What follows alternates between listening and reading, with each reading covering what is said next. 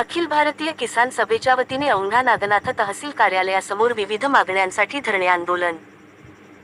अखिल भारतीय किसान सभेच्या वतीने शेतकरी, शेतमजूर व निराधारांच्या विविध मागण्या मंजूर करण्यासंदर्भात गुरुवारी 18 जून रोजी औंढा तहसील कार्यालयासमोर निदर्शने व धरणे आंदोलन आयोजित करण्यात आले होते।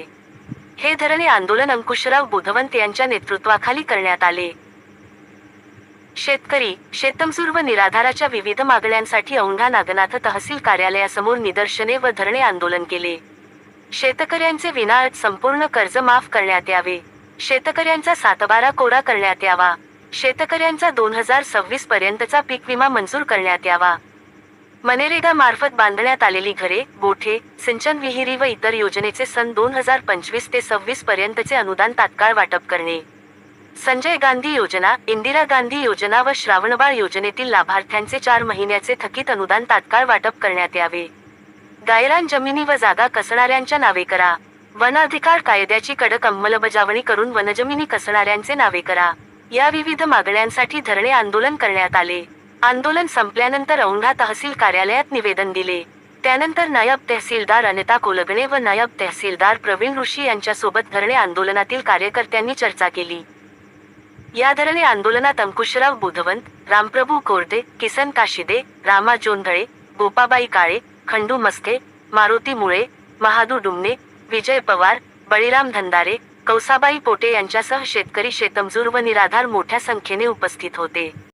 अखिल भारतीय किसान सभा जिल्हा हिंगोलीच्या वतीनं शेतकरी, शेतमजूर, निराधार यांच्या विविध मागण्यासाठी या ठिकाणी निदर्शनाचा कार्यक्रम ठेवण्यात आलेला आहे।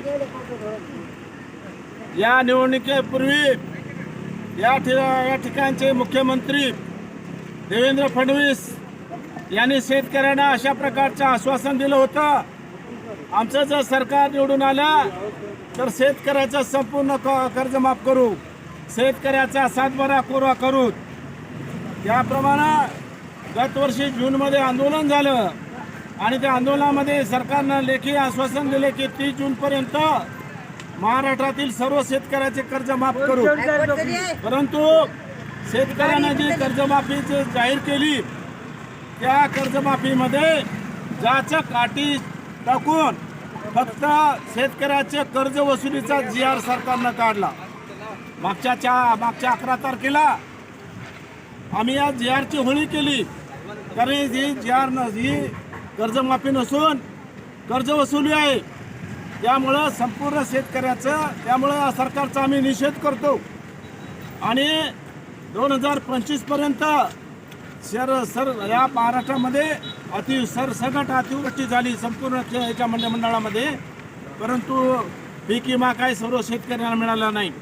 त्यामुळं सर्व शेतकऱ्यांना पीक विमा मिळाला पाहिजे, यासाठी ही सुद्धा मागणी याच्यामध्ये आहे।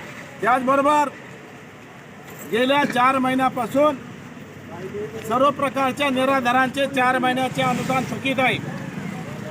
हे सर्व अनुदान तात्काळ मिळालं पाहिजे।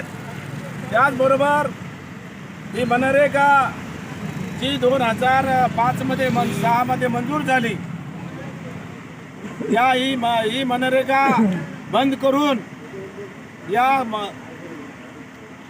या सरकारनं जी रामजी योजना आणली आणि मनरेगा सगळी बंद करून टाकली। त्यामुळं आतापर्यंत ज्या मनरेगामधील 2021 पासून ज्यांनी विहिरीचे कामं केले, ज्याचे घरकुलाचे कामं झाले, ज्याच्या गोठे झाले, असे विहिरीचे, घरकुलाचे आणि गोठ्याचे अनुदान सगळे थकीत आहे आणि ते ताबडतोब मिळाले पाहिजे, ही सुद्धा मागणी याच्यामध्ये आहे। त्यासाठी BDOला या ठिकाणी आपण निवेदनामध्ये सांगितलं आहे की BDOला बोलून घ्या, ते येतीलच। अशा प्रकारचं जे विविध मागण्या आहेत, या मागण्यासाठी तहसीलदारासोबत चर्चा करू आणि नंतर आपण